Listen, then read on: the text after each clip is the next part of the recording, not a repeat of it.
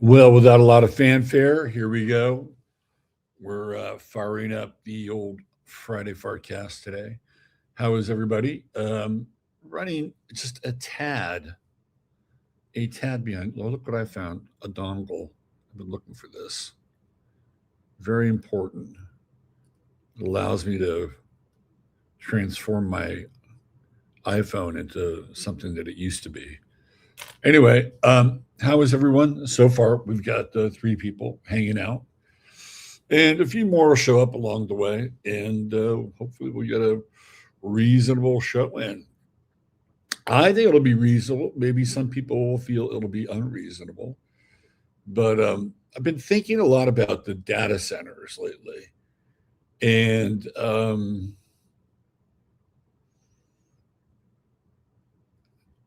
it just struck me, right? It's like, yeah, they're going to be running everything, right? Like, I mean, everything.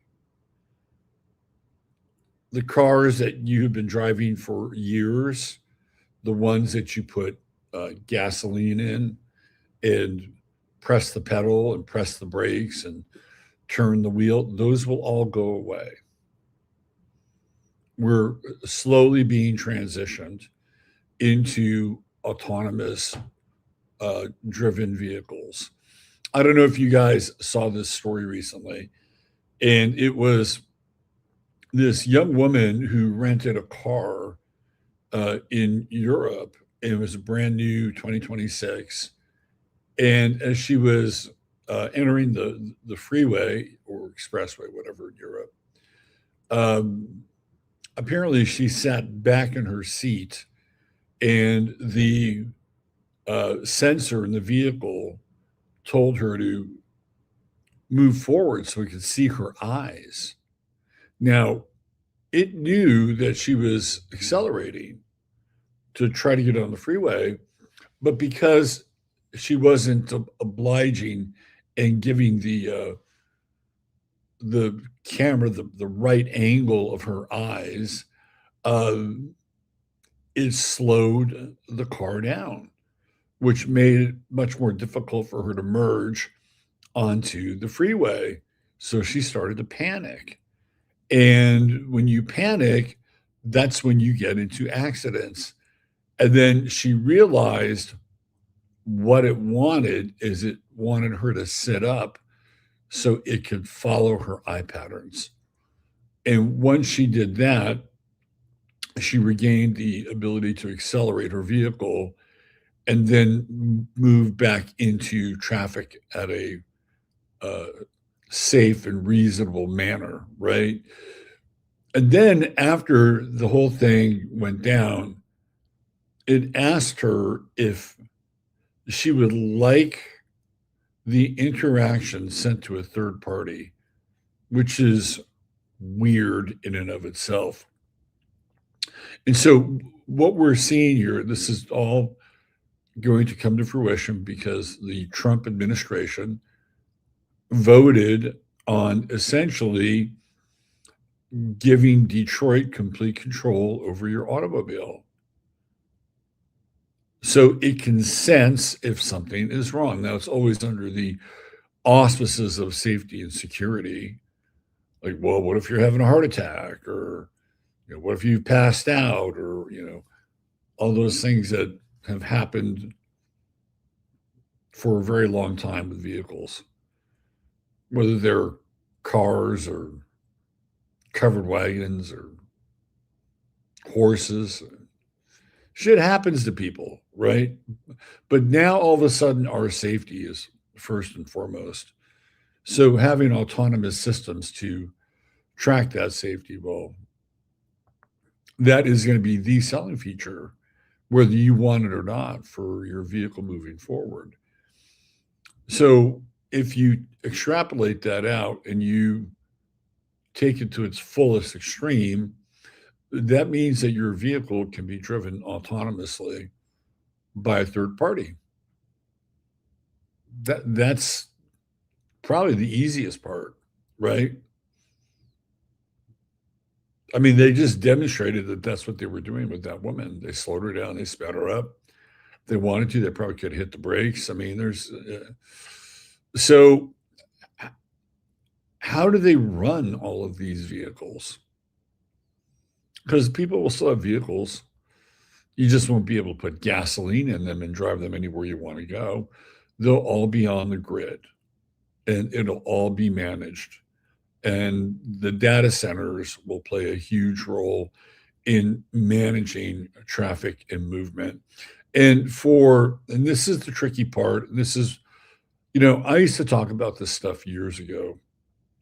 Like if you go into at least one of my Gaia broadcasts and even on my website and some of my like blog talk radio shows, I would talk about the dystopic dark new age and what awaited us. Well, it's on our porch right now. It's on our doorstep. And almost all of it is created and constructed under the guise of either safety or convenience, one of the two. And it's usually convenience. And my motto for years was that convenience was the Antichrist, right? Because if you just made things convenient all the time, people would basically become spineless jellyfish and would do anything, right? They wouldn't have to work very hard at figuring out, like, I mean, think about it. Think about the trauma you had to go through when you first started to drive. Do you remember the first time you got your car in the freeway alone without your frantic father sitting next to you losing his mind? Like it was an initiation, right? It taught you things. It taught you things about respecting other objects in space that are hurtling at you at rapid speeds. And back in the day, when I was doing it, they were really big hunks of metal. So you had to pay really close attention to what was going on around you, right? I mean, it built something. That kind of awareness and fear and respect, right? It definitely built something. It built competency to know that you could take a vehicle and, for the most part, command it and be in an environment where other vehicles are flying around you at either similar or even faster speeds. And yeah, and then you always had to, pay very close attention, still do, as to what's going on around you on the freeway. You have to look ahead, you have to look to your side. I mean, they teach you all these things. And those are lessons that, in many ways, become part of your life in general. Once you get off the freeway, once you get out of the car, like a lot of those skills still translate. You're kind of looking ahead, it's called situational awareness. And when you have vehicles that ultimately are built to take that away from you, it's taken away a large part of the human experience. And it is diminishing the capacity for situational awareness. I'm getting a little ahead of myself here, but it's just something to think about and ponder, because as we move into the age of the data center, we're going to see the diminishing capacities of humans who have had to fuse ancient survival skills with 20th century and, in some cases, 21st century technologies. It's a very interesting synthesis, right? I mean, we're basically cavemen and cave women cavorting around, in some cases, $70,000 vehicles that could reach speeds upwards of 130 miles per hour. Or if you're an off-road type person, right, just translate that into four-wheel drive and extremely rough terrain and backcountry. I mean, these are really, really interesting skill sets that bridge parts of who we are that are primal, instinctual, aware, with very sophisticated, at times high powered, specialized technologies, and even the ones that aren't.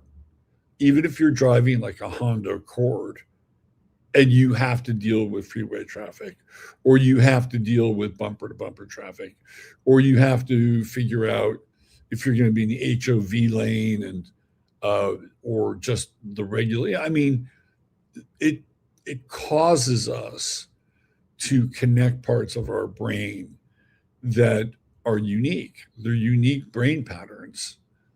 And if you were going to have electrical vehicles on the grid, they all have to be on the grid, all of them, because you can't have any rando sort of just wandering around on the grid on their own because it would represent kind of a free radical, and the grid would do its best to eradicate that vehicle as quickly as possible by whatever means necessary.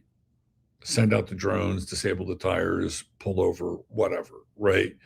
Because if everything theoretically is on the grid, then it can be um, automatically spaced, automatically accelerated and decelerated with all these other objects in space. So you don't have to do a thing, right? Like everything is just Waymo. And people will love it because they'll be able to play their video games while their car is taking them wherever they want to go. Or they could be on their phone and doing phone things, right? In some cases, even though you'll be surveilled, you could probably engage in adult activities like sex while you're in the cars, but it won't be private. Um, well, there's a new industry right there for you. You've got sort of the autonomous powered vehicle in OnlyFans. Well, there's an idea. But that's where, I mean, in the immediate, right, that's where all of this is going. And what we're witnessing in the Middle East and all across the world for that matter is ultimately the destruction of petroleum and petroleum as a source of power, right? We are coming to the end of the petrodollar and the petro economy. And for some people, they'll jump for joy and they'll say, well, this is great. It's been a real fuck story from the beginning, all about power, control, regime change, et cetera, et cetera, et cetera.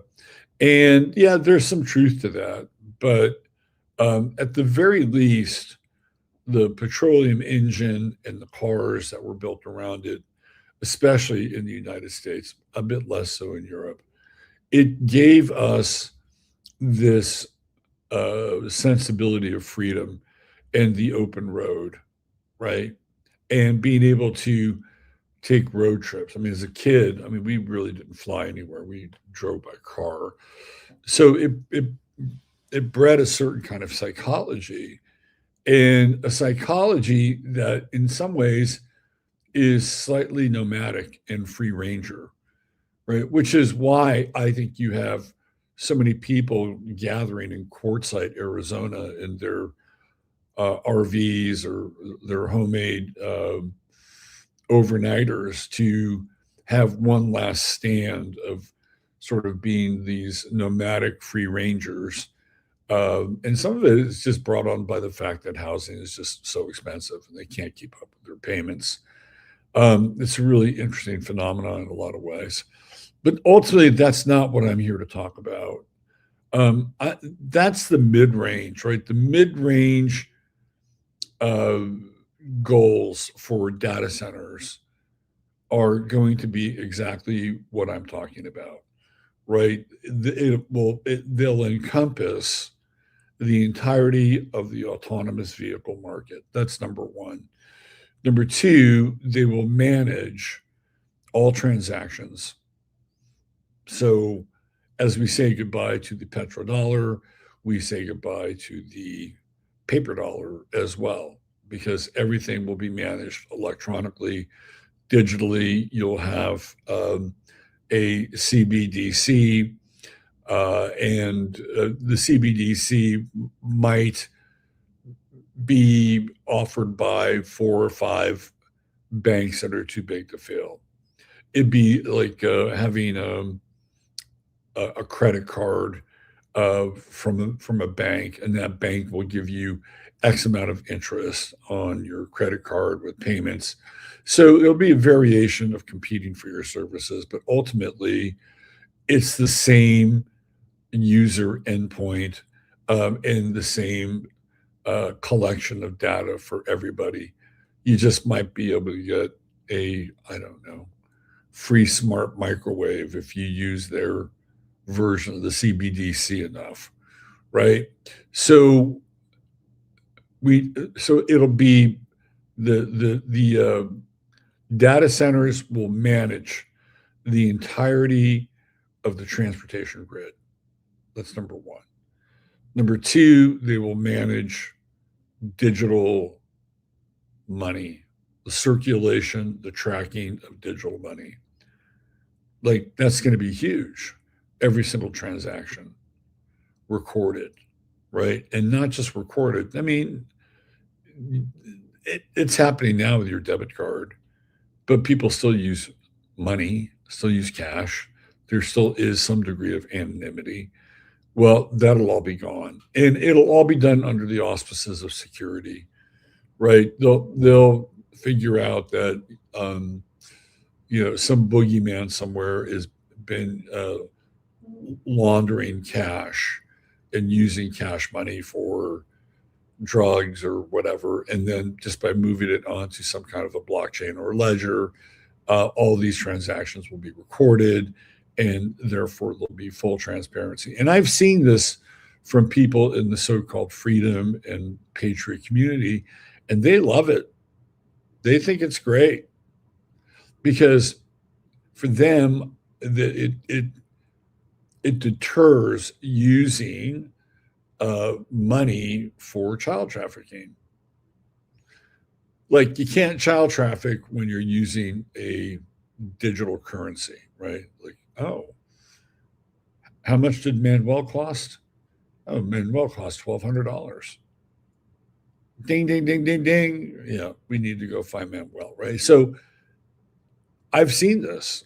I mean, there are people that are championing this already just because of that alone, right? It'll keep the bad guys from being able to use their money in ways that, well, make the world a more dangerous and unsafe place. So that's the security factor. The convenience factor is, well, you won't need a wallet anymore. Initially, you'll just use a cell phone, right? And you'll have some kind of an app on your cell phone, and that'll be your CBDC. But ultimately, it'll transcend the cell phone. Like, you won't even need your cell phone. It'll all be based on some form of digital biometric identification. Initially, it'll probably be a palm print or a fingerprint. Then it'll be a retinal scan. And then, if people are gullible enough, of course, we have the vaunted chip ready, waiting, and willing to be inserted. But I am going to go out on a limb, and I'm going to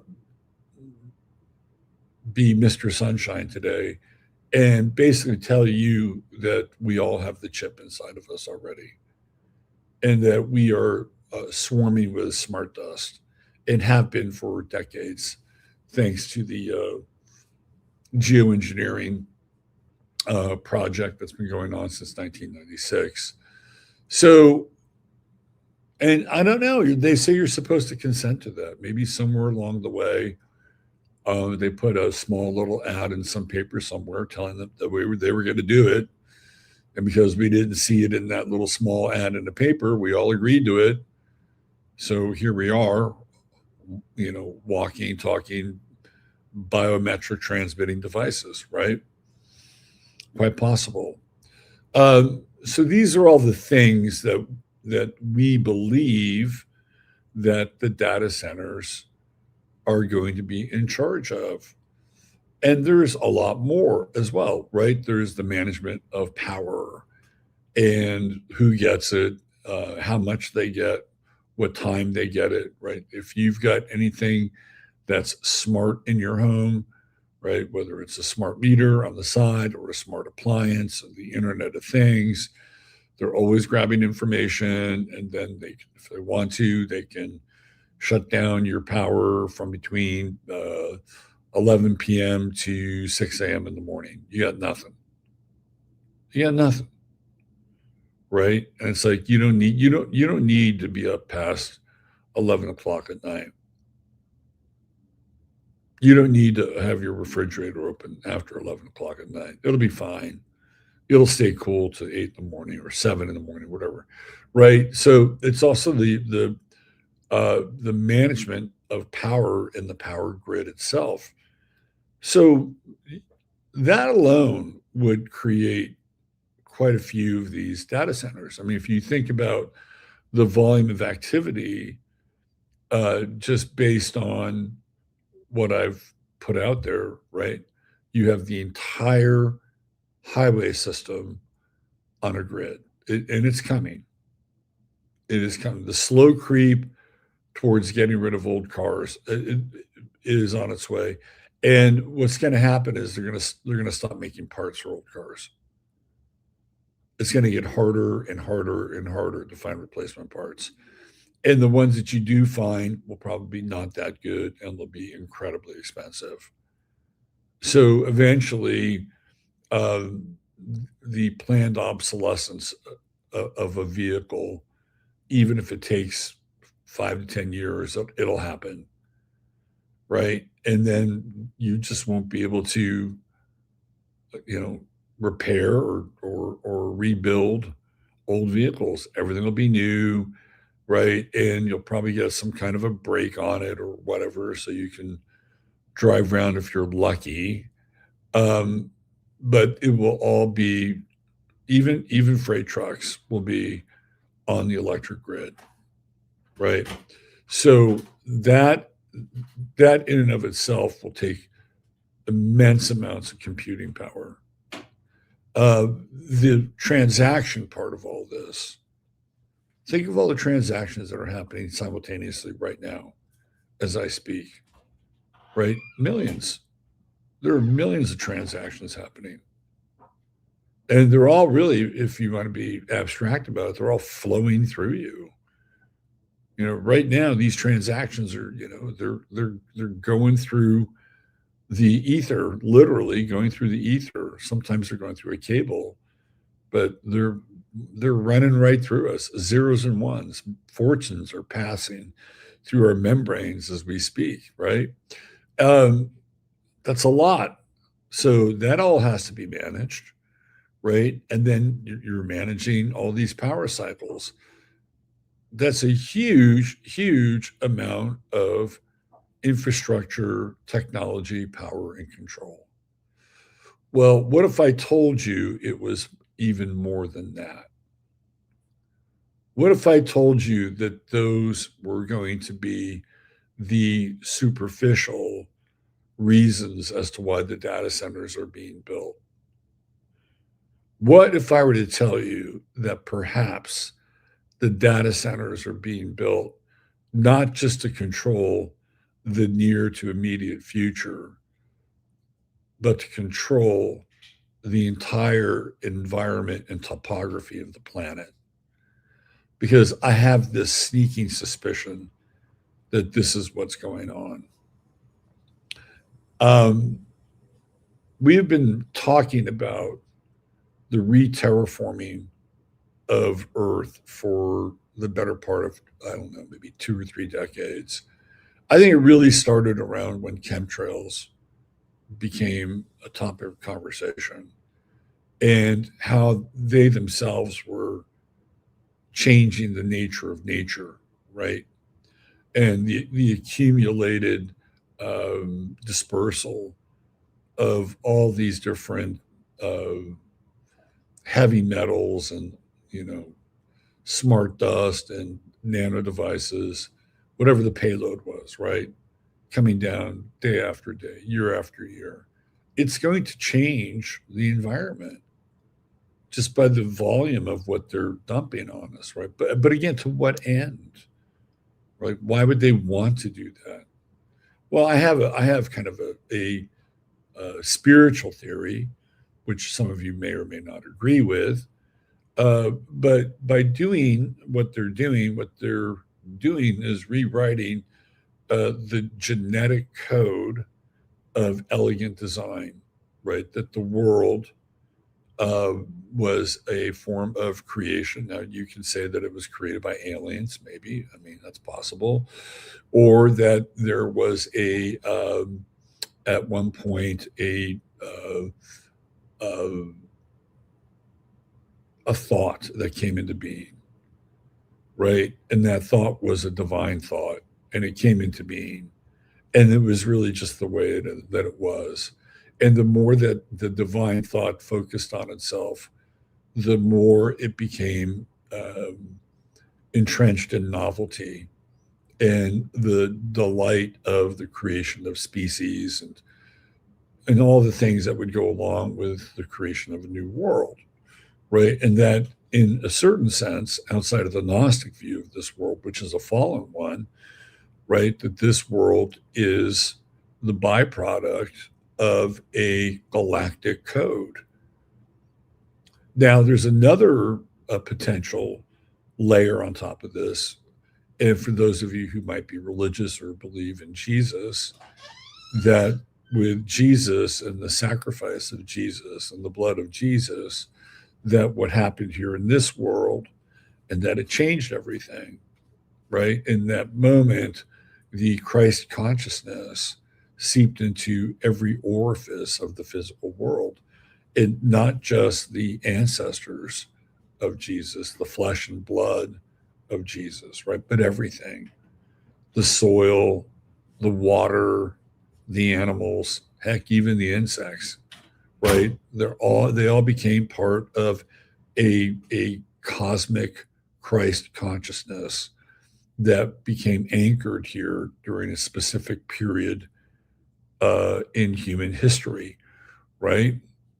So it would be like the genetic blood or the sacred DNA, right, of Christ imbuing everything.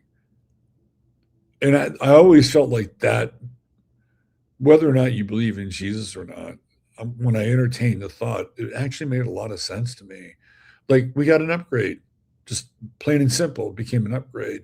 So if you were nefarious, right? If you wanted to create the world in your image, not the image of God, which would be the divine thought of emanation or the emanation of a divine thought, or the blood of Christ, which would literally seep into the soil and permeate everything with Christ consciousness from that point forward. If you were really evil, you would want to remove that. You'd want to put your own stamp and your own imprimatur upon the world, right? And I feel like the last 30 years of the geoengineering experiment has gone a long ways to be a massive disruptor, right? And then we have all these other massive disruptors inside the ecosystem, whether it's glyphosate or any number of genetically modified foods that we eat, and we don't even know how those affect us. There's been no long-term study on, what happens when you eat a tomato that's been crossed with, the cellular structure of Atlantic deep sea cod so that it doesn't get frostbitten. Right? We don't know. We don't know how these things affect us. There's been no long-term study on any of this, right? So, I mean, we could basically take a look at the last 30 years, 35 years as a vast experiment on altering everything. I mean, to the point where we have atrazine and phthalates, and all of a sudden, people are having a really hard time identifying with their own sexuality, right? So I would say that there's been a pretty concerted hacking of the environment going on, and still continues. We just saw the latest uh, pass that was given, but to Bayer for glyphosate, right, by the Trump administration. Um, so all these things take a toll on us as humans, and you can even make a case that over the last 15 to 20 years, people have been looking and acting a lot less human than they have in the past. And I think you know what I mean. I mean, all you got to do is look at some of these people that get busted for Antifa, and you look at their mugshots, and you're like, what fucking planet did these people drop in from? Right? Like the human species is becoming at times less and less recognizable in many ways. And even the ones who appear to be human, well, how human are they really? And this is where the discussion takes us, right? Today is the day where the president has decided to disclose the extraterrestrial files. And you are going to be hearing more and more and more about extraterrestrials, to the point where they are going to probably introduce us to versions of extraterrestrials in the not so distant future. You should be prepared for that. Whether they're real or not, that's a whole other discussion to be had, right? Whole other discussion to be had. So if you look at the time scale, we went from Jeffrey Epstein and the Epstein files. Epstein's kind of a bit of an alien himself, isn't he, in a weird way? But you have Epstein and the Epstein files, major bombshell, and a lot more that have yet to be uncovered. And then we're off and running to Iran. And we're in this weird war, not war, truce, not truce, mind fuckery in Iran. And that can only play out for so long, right? I mean, if everything we believe to be true about the war that we're hearing is true, and it'll vary from side to side. One side, let's say the U.S. side, will say, "Well, we've got them right where we want them. Their navy is at the bottom of the ocean, looking up. They've run out of options, and all they have to do really is surrender. And we can just wait them out. We've won the war, and we don't really have to pay a whole lot of attention." Right? And it's kind of a strategy. It's like, yeah, we're just waiting on them. They have to, meet the deals of surrender, right? But if you read the Iranian side, well, there's a lot more attacking that's been going on than been reported.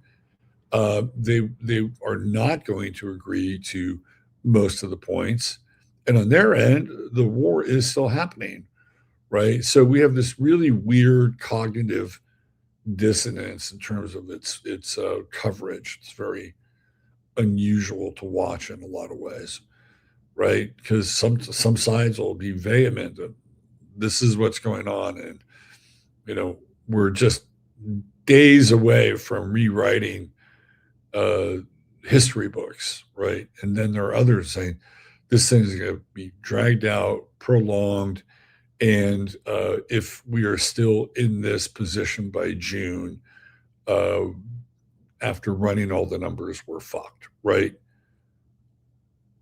So even Iran has a limited span. And I've talked about this before, and in rules for radicals, one of the rules is that you cannot undertake an action for a period of time that is too long because you run out of energy with the action. And then you have to move on to a different action, right? Like they got as much as they could out of COVID as an action. And at a certain point, it's diminishing returns. And what did they do? They flipped it over to Ukraine, and Ukraine became the new action. And it's the same thing with Iran, right? Unless there's some kind of real resolution, and I mean real resolution where people sit down and sign papers and shake hands and, ships are moving or whatever, right? Unless there's some kind of real resolution, even Iran is going to run out of energy. And so they'll need a new action. So what do? They start the new action by dipping their toes into UFO disclosure. And this was always going to be like the final frontier, pardon the pun, for the so-called truth movement, right? And people like Bill Cooper have talked about this, and that ultimately what they would do is they would run out the alien program, and it'd be like Independence Day, and we'd have to either unite with them and create a new global society, or we would have to fight against them, and the fight would be mostly fake, right? There'd be a lot of blue beam and props and all this shit that goes along with it. Um, and we're there today. It's all started. It all just started to dump today. Okay, so my feeling is, this is again my feeling, is that there are people who live amongst us that are not human. Now, whether or not they have to eat the flesh of human or humans to retain a human form, which is often one of the things that the lizard people are supposedly have to do in order to retain their human structure. Whether it's that or whether they're interdimensional and they take on human form, or they've been living inside the earth for a long period of time and have been part of some kind of a cross breeding program that allows them to appear human. I don't know what the full answer to that is, but I could assure you that the people that run this world are not human. And the reason why it's such an easy deduction is because if they were human, the world wouldn't be the way it is. It just wouldn't. Even the most corrupt humans, right? Even the most corrupt humans would succumb to their own corruption, and they would be very ineffective after a while, right? Or you would have corrupt humans who might have still some inkling of a soul and realize that, you know what, I'm fucking up here, and it's about time for me to come clean, right? Humans have the propensity to do these things. Even the most despicable and vile ones, they're still in some ways human. But if you aren't human, then you can make decisions that are appear arbitrary, but really aren't. You're just making decisions that are in the best interest of who you are and whatever group you're representing. So at the top of all of this, people say, well, who runs the world? Right? This is the big question. Is it the Jews? Is it the Crown City of London? Is it the Black nobility? Right? Is it the Jesuits? Is it the Freemasons? Is it a composite network of all of them? And I would say whoever's at the top of the pyramid is not human. That's my, and has not been human for a long time. That's my presupposition. Because if they were, um, the place would be, I think, a lot different, right? And I think the people below them understand this. They understand who they answer to. Now, what would happen if the people who are running the place aren't human, but there's not very many of them? And what they'd like to do is they would like to proliferate and have more of their their people, or whatever we would call them, here on this planet. But the planet itself wasn't really made for them, wasn't really built for them. Well, what they would have to do is they would have to terraform the planet so that they could make it more hospitable for them to exist in their condition and state, whatever that would be, right? So this is where the discussion of the data centers comes in, because I've been thinking about this. And first of all, you have to look at who runs the data centers. Like, who are the people that are behind pushing the data centers? Peter Thiel. Have you ever really looked at Peter Thiel? Peter Thiel looks like a fucking alien. Like, it's like he's struggling to stay in his skin 90% of the time he's in an interview. Like, it's like he's, 5 seconds away from splitting his skin open and, watching his green reptilian head pop out. I mean, Peter Thiel, he's not human. Just watch how he talks. He tries very hard. I give him some brownie points for trying to be a human, but not very human. Yuval Harari. Have you caught his act? Do you know who he is? Doesn't appear to be very human to me. Doesn't really care very much about humans. All he cares about is innovation and survival of the fittest. And for him, survival of the fittest has nothing to do with physical form and everything to do with brain power and the manipulation of technology. By the way, Yuval Harari and Peter Thiel both happen to be gay. What about Sam Altman? Have you looked at Sam Altman? He's a crazy looking motherfucker, right? He's crazy. Like, by the way, he is in a big lawsuit right now with Elon Musk. Apparently it's not going well for Sam Altman. He's under fire and may risk being kicked out of being CEO of OpenAI because Elon Musk has decided to take him on and prove that he leveraged a nonprofit into a corporation and did it illegally. Plus, there's a requisite number of character witnesses who have less than flattering things to say about Sam Altman. But look at him. And even the name Altman, right? I mean, also happens to be gay. I mean, it's okay to be gay. But it just seems like they've got, kind of a corner on the market here in this brain trust, right?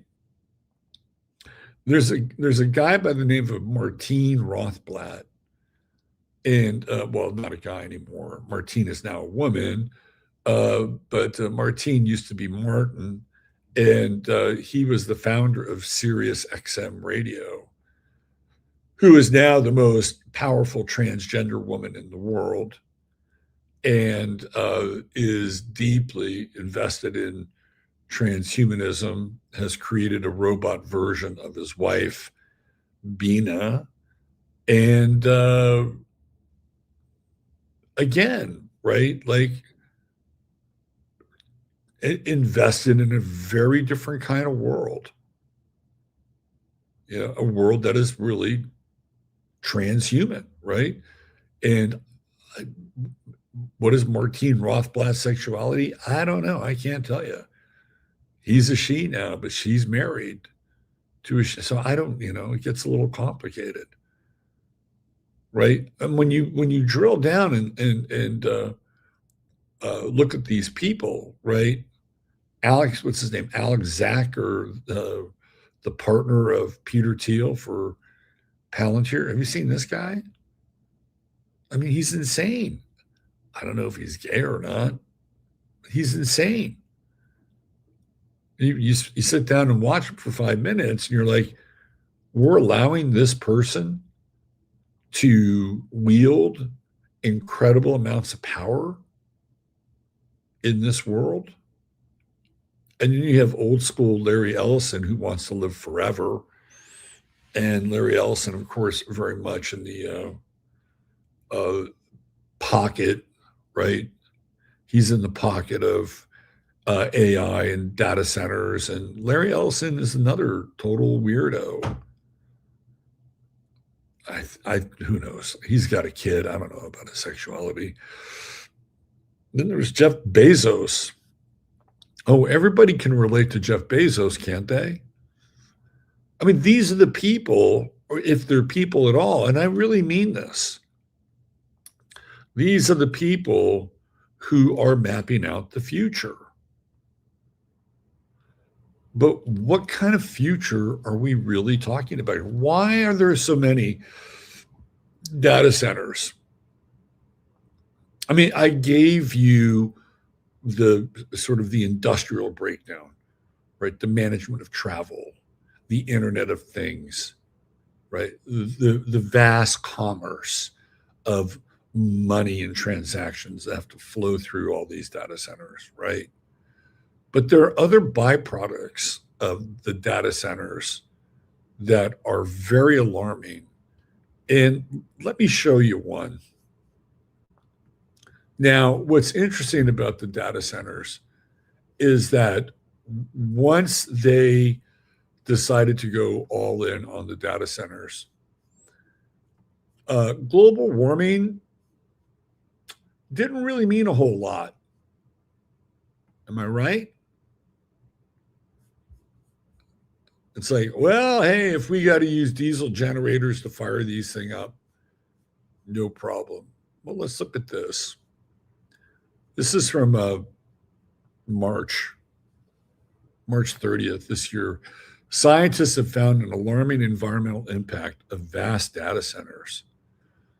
The vast data centers that power artificial intelligence guzzle huge amounts of energy, but they also have another alarming impact. According to new research, they're creating heat islands, warming the land around them by up to 16 degrees Fahrenheit and making life hotter for more than 340 million people. There are still big gaps in our understanding of the impacts of data centers, even as they boom in numbers, said Andrea Marinoni, associate professor with the Earth Observation Group at the University of Cambridge and an author of the study, which has not yet been peer reviewed. Marinoni and his colleagues decided to dig into one undersurged impact: the heat they release through their energy intensive processes, including computation and powering cooling systems. To do this, they looked at temperature data over the last 20 years from remote sensors and mapped it against the locations of AI hyperscalers, vast data centers that house thousands of servers and can stretch over 4 million square feet, which have been mostly built within the last decade. They focused on more than 6,000 data centers located away from highly dense urban areas, as surface temperatures around these were less likely to have been affected by other factors such as manufacturing or the heating of homes. The researchers also filtered out seasonal impacts, global warming trends, and other influences. They found surface temperatures increased by an average of 3.6 degrees Fahrenheit after a data center started operations. In extreme cases, nearby temperatures increased by up to 16.4 degrees Fahrenheit. These increases were constant around the globe. The researchers found in Mexico's Bajío region, for example, which has become a data center hub, um, the study found unexplained temperature rises around 3.6 degrees over the last 20 years. A similar situation in Aragon, Spain, a European center for hyperscale AI data centers, which recorded the temperature increase of 3.6 degrees, which was not replicated in neighboring provinces. Strikingly, the impacts weren't limited to a data center's immediate surroundings. Temperature increases affected areas up to 6.2 miles away. The research found affecting more than 340 million people. The findings are particularly alarming, the scientists say, because AI data centers are set to boom over the next few years, and these temperature rises come as planet warming pollution is already making heat waves more extreme around the world. The planned scale up of data centers could have dramatic impacts on society in terms of the environment, people's welfare, and the economy, Marinoni said. Deborah Andrews, Emeritus Professor of Design for Sustainability and Circularity at London South Bank University, who is not involved in the research, said there are plenty of concerns over the impact of data centers, but this was the first paper she'd seen focusing on the heat they produce. The rush for AI gold appears to be overriding good practice and systemic thinking, she said, and is developing far more rapidly than any broader, more sustainable systems. Other experts say more research is needed to verify the results. The study provides interesting figures, blah, blah, blah, blah, blah, blah. Okay. So we have on the record now that data centers create heat, large amounts of heat. Not only that, but they suck up water, right? They suck up huge amounts of water. So let's just do the math here for a second. All these data centers start showing up. And as a result, right, what's it going to do? Number one, it's going to drain the water supply of the planet. That's what's going to happen. That's number one. Number two, if the water is drained, what is one of the effects of water in general? Water is cooling. So if we have less water, that means that by logic, the temperature will rise. And if we're adding data centers who produce heat along with the rising temperature, how is that going to affect everything else? I mean, I don't mean to be a prophet of doom here, but we could be looking at a very different type of topography over the next 20 years. And if we live in an area, a vast area of desertification, that means there's less plants, there's less foliage. That means that the content of the atmosphere changes.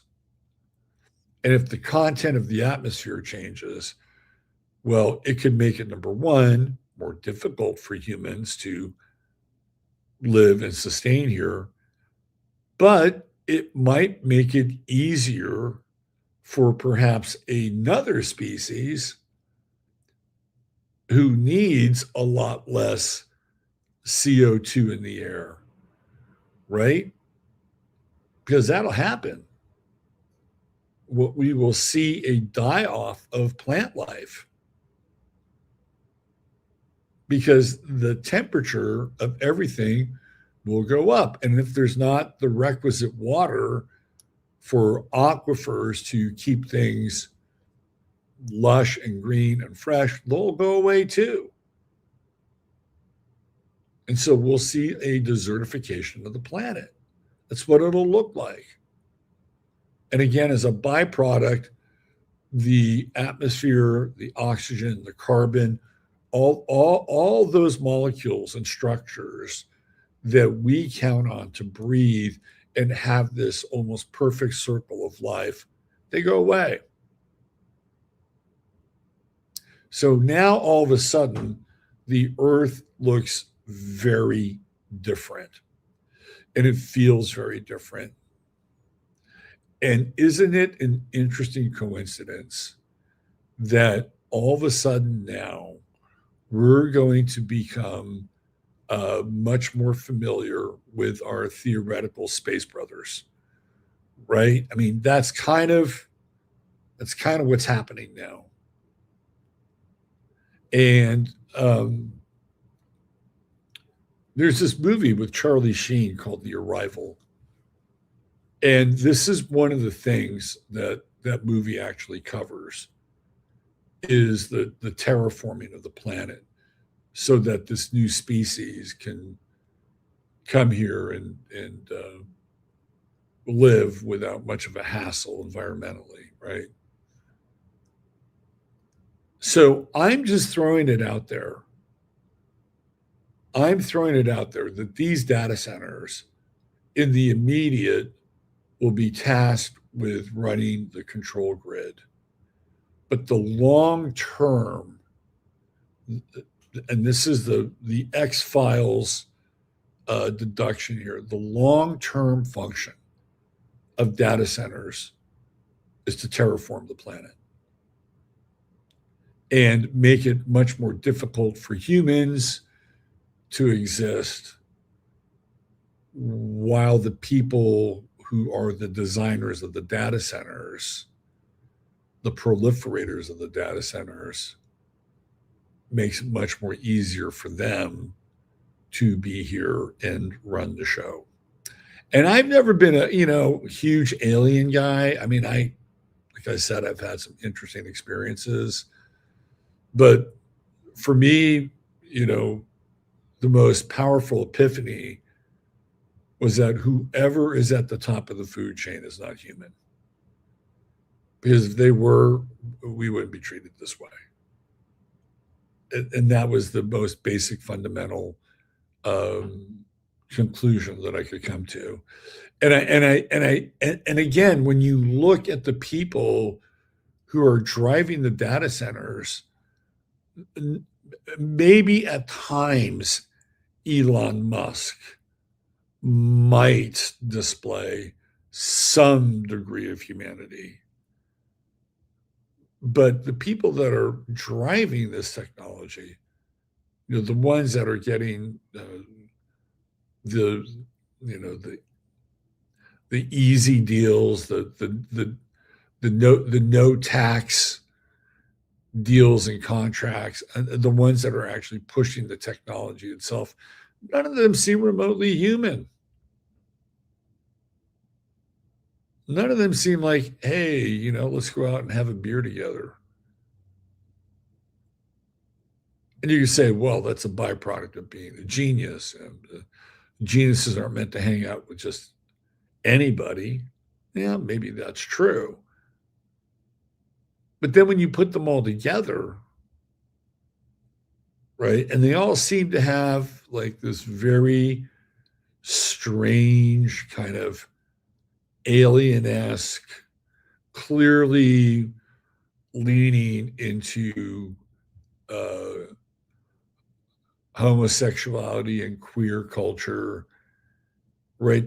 It's themes that not all of them, of course.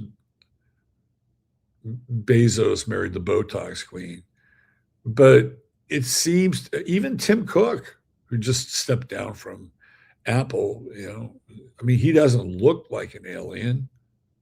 although Tim Cook does happen to be queer, right? And so you have to ask yourself too. It's like, is this also some kind of fraternal order? I mean, do they hate heterosexual culture? Do they hate humanity? And again, are they even human? I mean, that's the other side of this whole equation.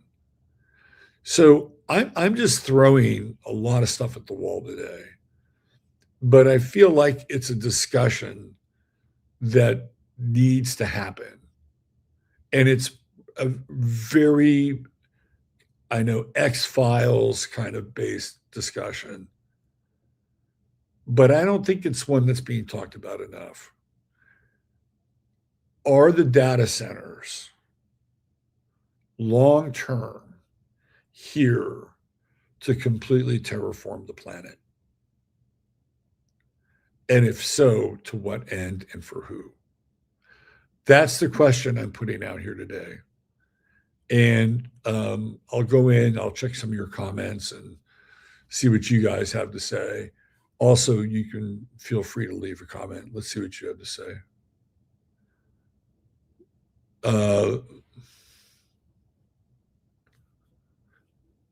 Who does this? What population would do this to itself? AI is just implementing the commoditization of humanity. Bye bye. What population? It would. Well, first of all, it wouldn't be a population that's human, right? It wouldn't be a population that's human. And are we limiting AI to just being some form of technological egregore? Maybe AI itself is an interdimensional entity. I mean, we're entering into a territory that is,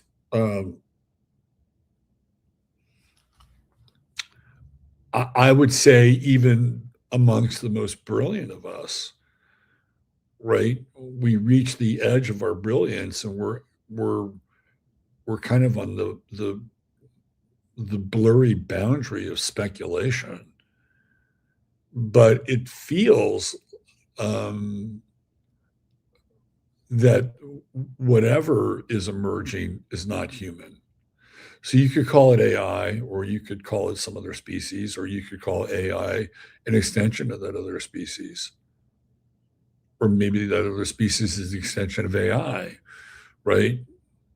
Something is happening, and something I think is changing environmentally and quickly, very rapidly, starting with the water, and then as these things proliferate like mushrooms, watch the heat, watch the temperature, and then you add the amalgam of all of that together. And even the water that gets recirculated 4, 5, 6 times when it comes out the other side after cooling the systems, it's just sludge.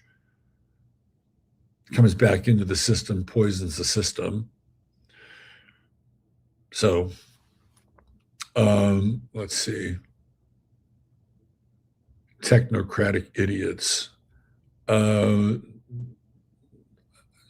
Yeah, maybe. It kind of reminds me of the miniseries V from the 80s. That's kind of a chilling series.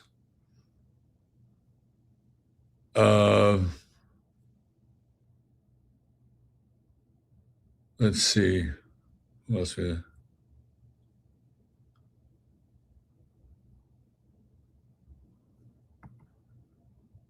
BB Rebozo, Jesus cast the demons into pigs who threw themselves off the cliff into water. Maybe the biblical demons who wish to return, the old small gods. Maybe. It is a fraternal order. The fraternal orders are certainly a part of it. LGBTQ PAIC rules the world. They certainly have commandeered popular culture in a very significant way. I would agree with that. And generally seem to be unified in their political front. Steve says that's right. They want to come out of the shadows. Let's see. What else do we have here? Water can be charged. It can be charged for sure. The water that I'm talking about is the water that they use to bring in the the to cool the data centers. And they claim that they have a technology that they're able to recirculate that water. They can only do that for so long because it requires sludge through the recirculation process and has to be re-released into the environment. So I don't know if that's what you mean. They're using technology against us. Yes, I would agree with that. Kevin, what does Kevin have to say? They're doing it here, Lakeland, Florida, always passed by city councils with massive opposition by the public. It's fascinating to see this happen in small municipalities, and you have to wonder, right? Like, what what are these city council people getting? Like, how much are they getting? How much money are they getting? Is it life changing money? Is it like, you know, kind of fuck you, Bubba money? I don't know, right? And how do they live for themselves? I mean, that's the part that I always find fascinating. I ran for city council one time, and I got to know some of these people, um, and to try to understand their psychology a little bit. It's weird because every single one of them has kind of a different raison d'etre for quote unquote serving the public. One guy was completely self service and did quite well as a city council member. Another one was propped up by a family name, and it was almost a given that he had to run to keep the family name sort of intact, right? And then the interests of that family name intact. Another believed that he was actually doing good as a public servant, and I would say for the most part, he had his foot in the right direction, but both he and his wife were real estate agents. Or no, he was a teacher and his wife was a real estate agent. And so anytime you get somebody associated with real estate in city council, they always have vested interests. Okay. They're all possessed. Well, this is another thing that also on a local level, you will find people that are completely inserted. They're inserted. They're there to basically run shit at a local level, and I don't want to sound the satanic panic, but a lot of these people are Satanists, and I mean real Satanists. And they go to churches and they're very upright and look like they're pillars of the community, and they serve on city councils, but they're not. They're not who they pretend to be. Um, oh, but take every gas engine off the planet. It's really gas engine can't be causing this much potential damage. Well, I don't know if it has to be one or the other, right? I mean, there are other options. We don't. It's like, is gas evil? Is oil evil? Well, clearly there's been bloodshed over it, right? There's clearly been bloodshed over it. But if you want to play the electric battery game, and you want to mine lithium and strip mine the earth for lithium, and see what that does, right? And you have found lithium in sort of the backcountry of North Carolina, and all of a sudden there's a very convenient storm that wipes out entire towns in North Carolina, and all of a sudden there's a lot of lithium to be found there. Well, that presents its own unique set of contradictions, doesn't it? Perhaps there's other options. Maybe we could have played a bit more with hydrogen cells, right? And gotten that right. There have been, engines that have run on water and been proven to do that. You can get 75 miles per gallon in a Volkswagen Rabbit in Germany, and it's 30 miles per gallon in the United States. I mean, not everything is binary, right? But even if you went to the full battery system and you were strip mining lithium, that has its own issues that goes along with it. And I'm not here to defend the petroleum engine or the gas engine, but if we're going to have an honest conversation, let's have an honest conversation. UFOs don't run on oil. There must be. I think Steve, I think you're onto something there, right? I mean, the whole idea behind the UFO, from what I understand, this is how it works, right? From what I understand, my limited understanding is that you are the UFO. You are the UFO. You are it, right? It runs on your ability to imagine where you want to be in time space. That's how they work. That's how they work. You are literally linked. You are the navigational system. You are the propulsion system. That's what I understand. You can easily take ethanol out of your gasoline. Good. Good. Ethanol sucks. Let's see what else we have. Anything else?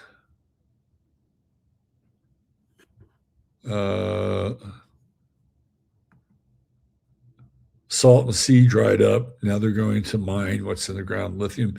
Yeah, Lake Mead is on the way of drying up as well. You're going to see a lot more here in Texas. We've got Canyon Lake, which is also rapidly depleted or depleting its water resources. You're going to see a lot more of this. Lake Mead is next. Let's see what else we have here. Any other comments? Nancy Crossway. What do we have? James DeMeo wrote a book called Sahara Asia that describes how wherever a misogynist population lives, the area turns into a desert. The 4,000 B origins of child abuse and sex repression. Well, misogynist turns into a desert. Interesting. Okay. Let's see. What else we got? Any other interesting comments? How about this? The U.S. is in a drought status in many locations. The data centers make no sense. This is taking away our food. No, they don't make sense from a human perspective, do they? Not at all. Not at all. And they don't even make sense from like an employment perspective. Do you know how many people it takes to run a data center? Like 9. Seriously. These massive data centers, you only need about 9 or 10 people sitting in a room, drinking Diet Dr. Pepper and making sure all the levels are within a certain standard. That's it. You don't need vast armies of people, pulling a wrench on a data center. So this idea that data centers are going to provide areas with jobs is ridiculous. Absolutely ridiculous. If anything, they'll take away jobs.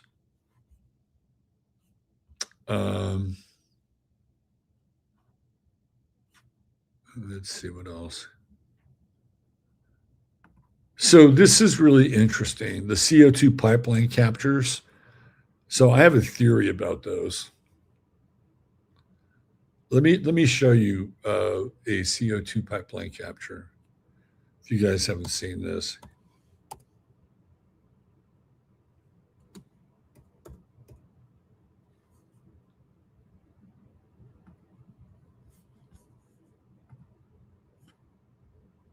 uh,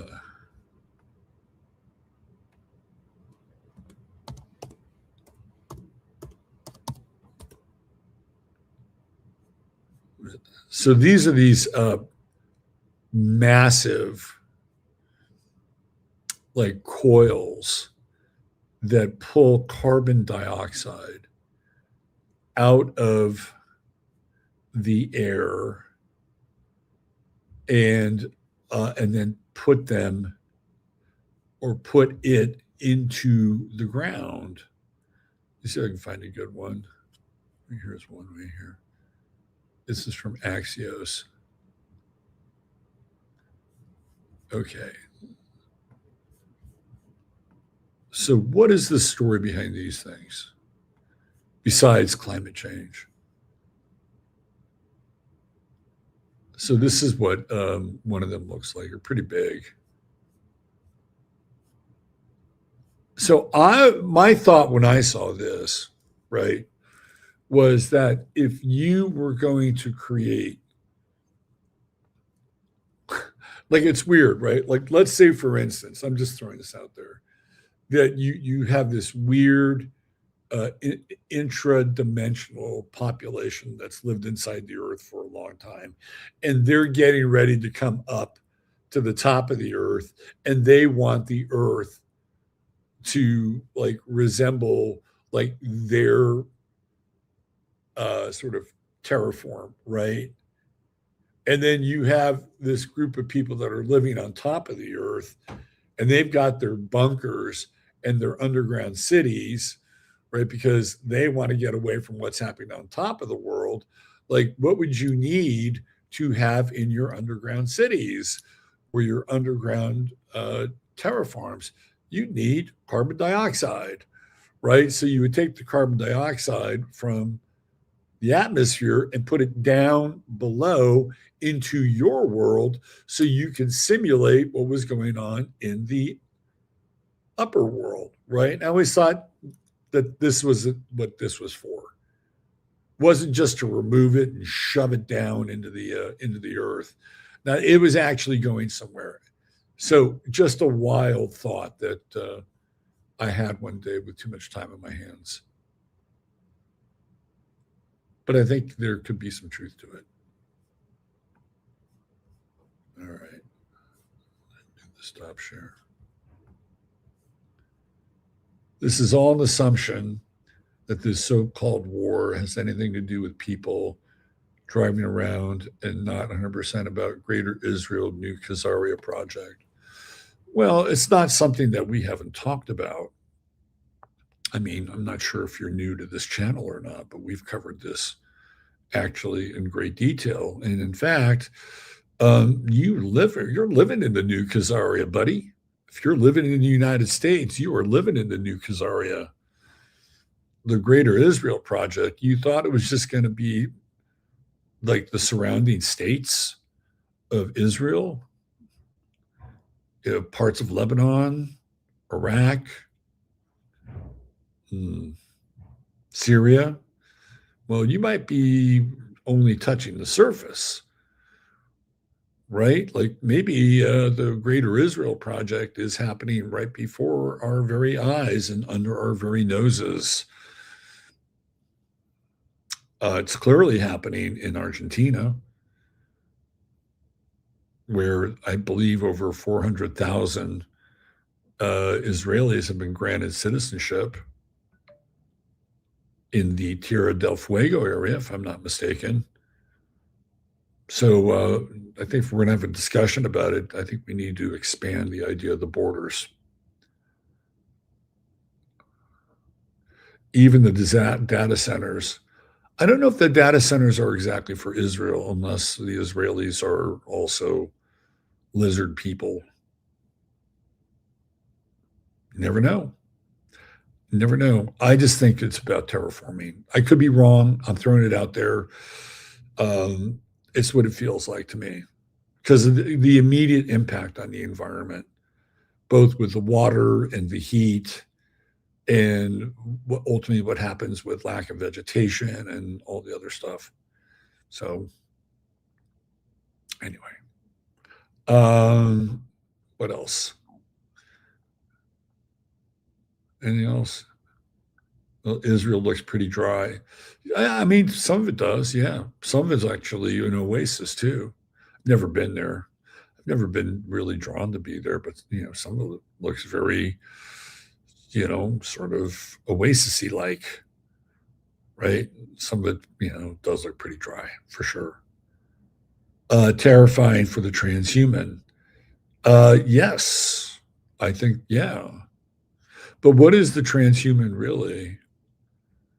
Is the transhuman a combination of organic and synthetic biology, or is the transhuman something else? Something that is really transhuman and not just a byproduct of Ray Kurzweil's wet dreams, right? That humans are actually becoming a different species unto itself. What if the machine part wasn't just a machine? What if there was also strange DNA, right? Alien DNA that was part of the transhuman experience. Maybe that's also part of what we're doing. I just keep coming back to this idea, right? That my central point, again, feel free to disagree with it, that the conditions of this world would not exist the way that they exist if the people who were at the top of the so-called food chain were actually human. They're not. They're not human. And that's the thesis around all of it. Because if they were, we would not be living in this way. We just wouldn't be. So if they're not human, then who or what are they? So there we go. All right. Thanks for being here. Lots of interesting ideas, and thanks for your contributions. Leave your comments if you'd like to in the comments section below. Also, I do want to give a shout out to our friends over at Silver Botanicals. Let me get them up here. And before we get out of here, we got a great deal coming up, or not coming up. It's actually the end date is coming up. You've got 9 days left to get their Shine and Dime bundle. These are 3 of the most exquisite toothpastes you are ever going to run across. And why is that? Because they remineralize your teeth. NanoDent is 100% natural, 20 parts per million, 99.99% nano silver, made with nano hydroxyapatite, made with pure essential oils. It's fluoride free, SLS free, and it comes also with xylitol to make it just a little sweet, essential oils, diatomaceous earth, calcium carbonate, and hyaluronic acid to shine your teeth up. And it shows you just exactly how the remineralization works. The link for this is in the description of the show. You get all 3 of these. That is a 3-month supply of toothpaste. Plus, you get the 32-ounce Silver Tongue Oral Care with nano silver on all the essential oils and an uncirculated silver dime, all for $76.09. That is roughly a $15 discount. Plus, you get free shipping. It's quite a good deal, actually. And as I've said, these silver dimes make great little gifts. You can give them to your grandchildren, and you can tell them about real money and how real money actually works. even though you can leave the discussion of Harry Truman out of it. So there you go. That's it for today. Thanks for being here. And we'll see you on Sunday night with Sunday Night Astro Live. Don't forget True Hemp Science, our other sponsor. 15MINS is your code to get the goodie bag on top of your order from True Hemp Science, whatever it is, $100 or more. And have a great weekend and stay human. I'm Robert Phoenix signing off. Bye for now.